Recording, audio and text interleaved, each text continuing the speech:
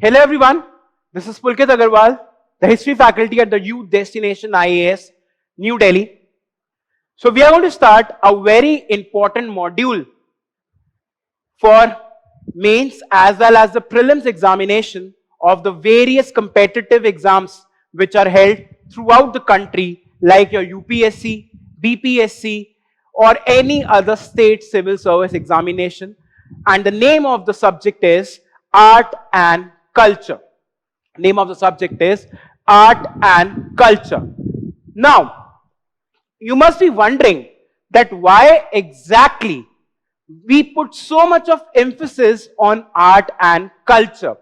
Because if you have analyzed the papers, previous year papers of say UPSC or any other examination, you will see that art and culture constitutes a very, very important place in those particular examinations, right? Every year, for example, in the UPSC prelims exam, we get around 5 to 7 questions related to your art and culture, and that is also the case with other examinations also.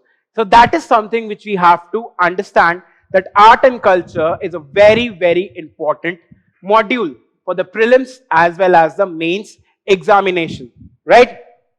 Now, secondly, why exactly it becomes important for the people who are going to become the future officers is because that when you are going to be posted in some area, right, you need to understand the local sensibilities of that particular area, like its culture, its food habits, its language, its festivals, the dominant religion. So everything you have to actually understand when you are posted in a particular area, so that when you know all these things, then what happens is it becomes easier for you to actually do your administrative work, because now you know that this is how exactly the people do things, this is their food habit, this is their clothing habit, this is how exactly their cultural thinking is all about. So you will be able to get a better grasp of the things in the areas in which you will be posted, right? So that is why art and culture becomes very, very important, right? Now, so when we talk about art and culture, we are going to cover the most important topics in the art and culture. And the first topic which we are going to cover in art and culture is your temple architecture. Is your temple architecture. That is the first topic which we are going to cover in the art and culture module, right? So point is, when we talk about the temple architecture, there are various questions which come in our mind when we talk about this particular topic, right? The first question which comes in our mind is, what is a temple, right? Although that is a very easy kind of idea because we see temple in our daily lives, but still we have to understand that what is temple, right? What is temple? That is the first question which comes in our mind. Then what comes in our mind is history of temple making. History of temple making. That is the second question which comes in our mind, that the temples, if you see in the present form, they were not always like this. The temples have evolved over a period of time, because a very interesting saying in history goes that Rome was not built in a day. So temples as we see them today were not built in a day. They have actually evolved through a particular process. And how they have evolved, we are going to see that in this particular video. कि वो कैसे धीरे धीरे करके temples जो हैं वो बनना स्टार्ट हुए, राइट? और वो कैसे कैसे उनमें प्रोसेसेस थे, क्या क्या एडिशंस थे, क्या क्या सब्ट्रैक्शंस थे, कि जो टेम्पल्स हैं we can see them in this form in the present times. वो चीजें सब कैसे हुई, that we are going to see in this particular question on the history of temple making.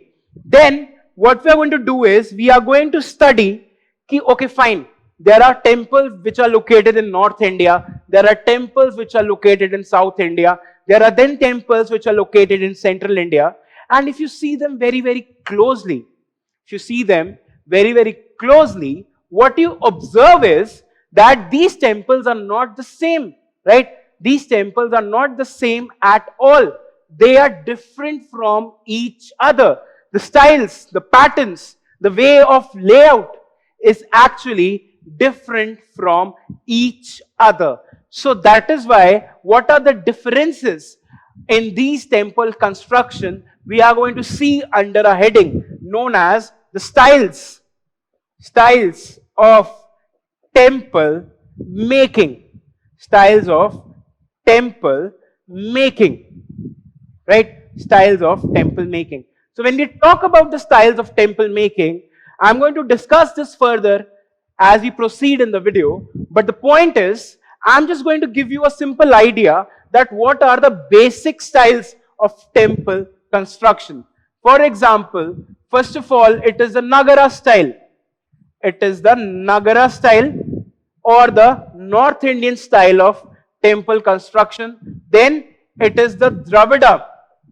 It is the Dravida style or the South Indian style of temple construction.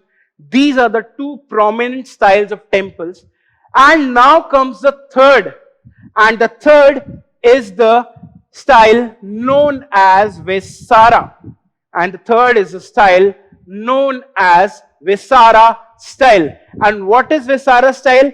Vesara style is nothing but the combination of Nagara and Dravida style. Some of the features in the Vesara style are taken from the Nagara style. Some of the features are taken from the Dravida style. So this is how exactly we have the three major styles of temple construction, right? These are the three major styles of temple construction, which might vary from various places to one place. How?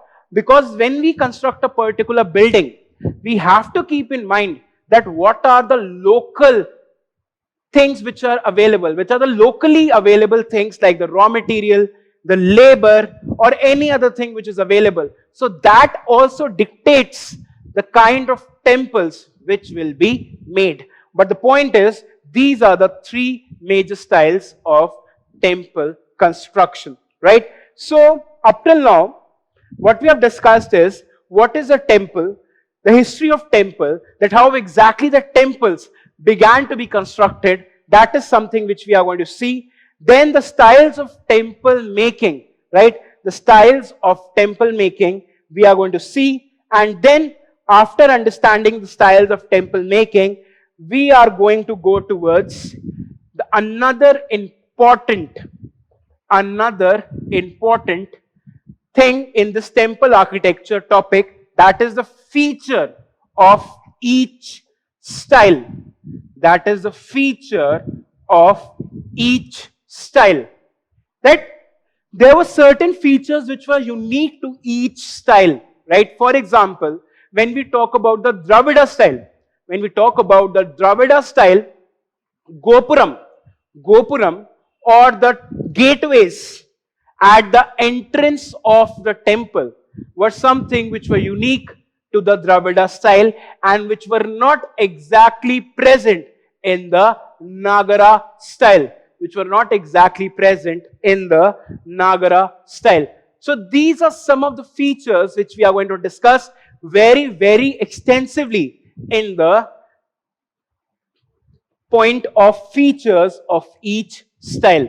And also what we are going to discuss is that what are the features which are there in the Nagara style, what are the features which are there in Dravida style, and what are the features which are there in the Vesara style, right? And along with that, the basic USP of this video will be to tackle the questions which come in the examination, and the question will be like, from the following list, identify that this particular temple belongs to which particular style. Or I can just modify the question. The question might say that the Brihadeshwara temple was one of the masterpieces constructed by the Chola emperors. Constructed by the Chola emperors, full stop. Then the second part of the question might look like, which is the style of this particular kind of temple construction, or in which style has been this temple being constructed. So in order to tackle this particular question, what I have done in this particular video is, or what I will be doing rather, is that I will be making a list of prominent temples of each style. So I will be giving you a list of temples from each style. For example, I will be making 3 columns. Later in the video, I will be making 3 columns.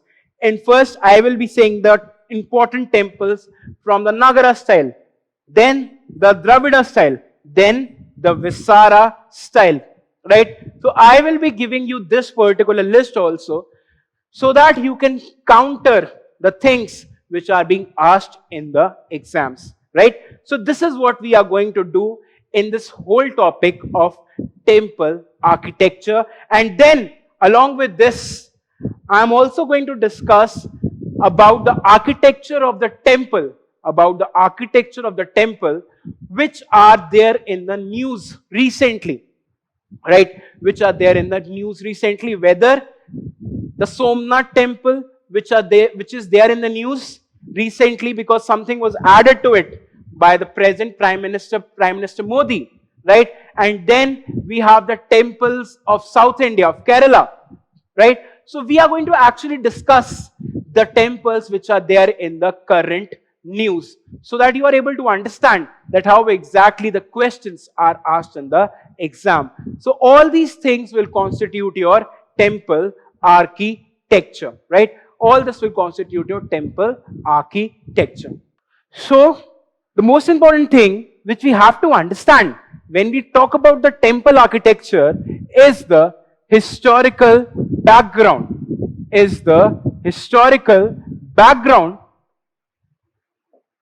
Of temple making. Historical background of temple making. That is something which we have to understand when we are talking about the temple architecture, right? Now, as we all know that the temples began to be made from the time of the Guptas. From the time of the Guptas, the temples began to be made. That is around the 4th century AD. We see the coming of the temple in its very, very rudimentary form, right? So that is when the temples in the stone began to be constructed. But what we have to understand is that when the temples which are being constructed in the Gupta times, and when we see them in this particular kind of shape and size, what was the process? What was the process of it being coming in this particular shape and size? That how exactly they came into this particular form. उसके पीछे क्या historical background है कि वो इस particular shape में आया? That is something which we have to see, right? And what were the kind of precedents to the temple making? कि जो basic form of temple architecture बनना start हो रहा है, उससे पहले temples exactly किस form में नजर आ रहे हैं? That is what we have to see, right? Okay. When you see temple architecture, we need to understand that why exactly the temples have been constructed. What was the purpose of constructing temples? That is something which we have to understand. So the basic function of constructing temples was to place the idols of the sacred or the divine being by the man in a particular place. was to place the idol of a sacred or a divine being in a particular place. So temple was kind of a house for your divine powers, right? It was a house of someone who was living up in the sky, right? So that was a basic idea of temple, right? But the point is, the idea of religion in its outer manifestation, in the form of idol worship, in the form of paintings and other things, is not something which is unique to the Gupta Empire. It is not something which only started during the Gupta Empire, right? If we go back a little in the history, and if we go towards your Stone Age, what we see is that the people, they got engaged in the cave paintings. Like the Bhimbetka caves in Madhya Pradesh, right? But what we don't know exactly is that what was the purpose of these cave paintings. Some people say that these cave paintings were actually being done for teaching the future generation the techniques of hunting, the techniques of gathering. Some people say these were the religious pictures of which the human being actually prayed. So there are various ideas which are kind of associated with the Stone Age cave paintings. But from the Stone Age, as we come to the Indus Valley civilization, that is the first dawn of a proper human civilization in the subcontinent, what we actually see is that the idols began to be made. Like for example, the idol of your Pashupati, idol of your mother goddess, right? So these idols began to be made, but they were not kept in the temple, or they were not kept in the enclosed space or not. That is something which we have no idea about. We are not sure whether these people kept these idols in an enclosed space or whether they kept them in the open. We do not have much ideas, right? One group of scholars says that they might have been kept in some enclosed space, but that enclosed space might have been made of perishable material like wood, clay, right? So these perishable materials might have been used, which might have not survived in the present times. So that is why we do not find evidence of temples in the Harappan civilization. But after the Harappan civilization, what we see is the coming of the Vedic people, the coming of the Aryans, right? Even during the time of Vedic people, what we have is that the whole idea of religion began to prosper, right? The idea of yajna, idea of sacrifices, they began to kind of take shape in a very, very big manner. But still, we do not find evidence of any enclosed spaces within which these sacrifices, these sacred rituals were being performed.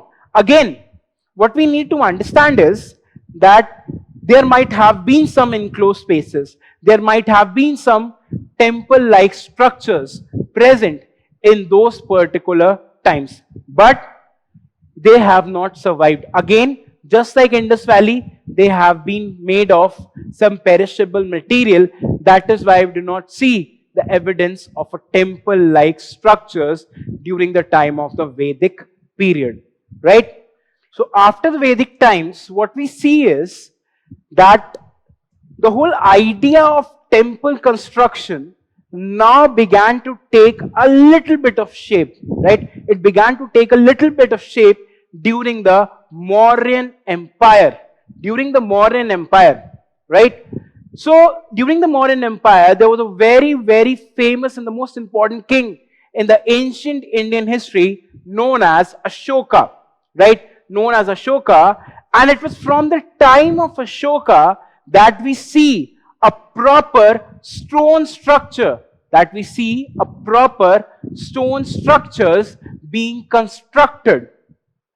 And these stone structures were not exactly temples, but they were more of the rock cut structures. They were the rock cut structures in the hills of Bihar, right? And some of the structures were actually known as the Chaitya halls.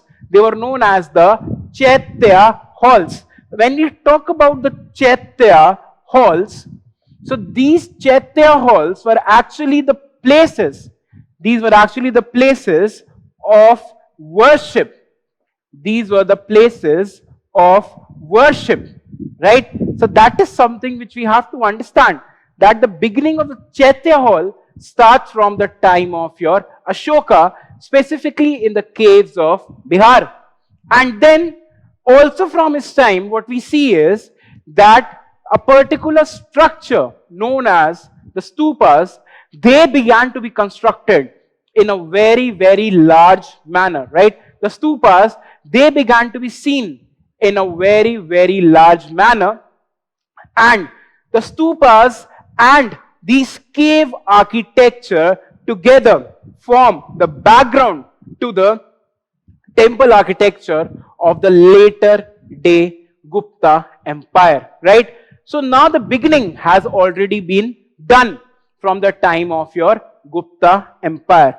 Now, as we move forward in history, and the decline of the Mauryan Empire happened, and on the ruins of the Mauryan Empire came various dynasties like the Pushyamitras, like the Pushyamitra Sunga, like the Kanuvas, like the Kushanas. All these people, when they are coming into place, right, and they're coming to take the place kept vacant by the decline of the Mauryan Empire, what we see is that the religion becomes a very, very important idea. Religion begins to take the center stage. Whether we talk about the idea of Pushyamitra Sunga, giving more and more grants to both Buddhists and the Brahmins, whether we talk about the ideas of the Kushanas, that is from the time of Kanishka, what we see is that the images at Gandhara, Mathura, they began to be made in a very, very large manner, specifically that related to Buddhism, right? So these pictures were actually made. These pictures, these sculptures were actually made, and they might have been kept in certain kind of structure, in certain kind of caves from which we are getting these in the present times. The structures again might have been made of your perishable material, but the structures which were made out of a rock, like the caves, they have still survived. So this is how exactly from the time of the Stone Age to the time of the post-Mauryan and the Gupta times that we see the coming of the temple architecture. People during the time of the Mauryans, Stone Age, Indus Valley, all these places, people were more interested in worshipping in a place such as the caves, right? What we have is the Chaitya Hall. In the caves, what we have is the Chaitya Hall, like in the caves of Ajanta, Ellora, or any other caves which have been found throughout India. So people preferred worshipping in the caves. And it is only later on, during the time of Guptas, that the full-fledged temples, they began to be constructed. Not out of a single rock, but these were more of a structural temples. That is, there was an assemblage of various kinds of raw material in a particular place. So what we see is, in the history of the temple making, that the cave architecture, the cave paintings, the Chaitya halls, right, the viharas, these were the precursor to the temple architecture of the Gupta times, right? And it is only from the Gupta times that we see the evolution of the temples in the stone structures, right?